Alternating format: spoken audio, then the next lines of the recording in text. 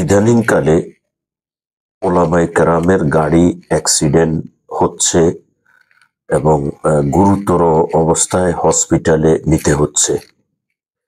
এ বিষয়টা আমাদেরকে ভাবিয়ে তুলেছে। এটা কোনো চক্রান্ত কিনা এটা ভেবে দেখতে হবে এবং তদন্ত করে দেখতে হবে।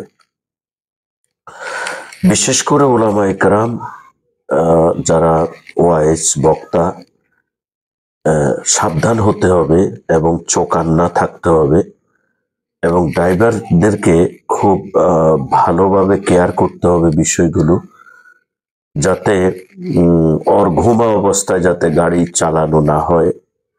আর চালালেও ড্রাইভারের পাশে যিনি থাকবেন কিছুক্ষণ পর পর তিনাকে কালো জিরা দিয়ে পান দেওয়া যেতে পারে এবং রাতে পরোটা, রুটি এবং গোশত, ড্রাইভারদেরকে ভাত না খাওয়ানো, কারণ ভাত খেলে তাদের শরীর ওজন হয়ে যায়, ঘুম আসে।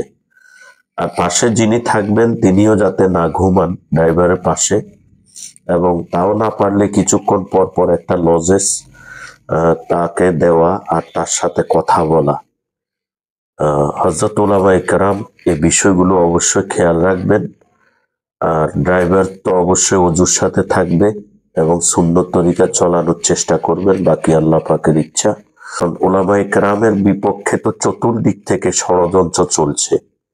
এই ষড়যন্ত্র কোনো বিদেশিদের ষড়যন্ত্র কিনা, দেশের কোনো গুপ্ত রাজনীতিবিদদের ষড়যন্ত্র কিনা, কিংবা ইসকনের কোনো ষড়যন্ত্র কিনা, বা কাদিয়ানীদের কোনো ষড়যন্ত্র কিনা, বা ওলামায়ে কেরামের শত্রুদের কোনো ষড়যন্ত্র কিনা, এটা আইন আদালতের ভিত্তিতে থানায় ইনফরমেশন করা যেতে পারে, যাতে এটা তদন্ত সাপেক্ষে বের করা হয়।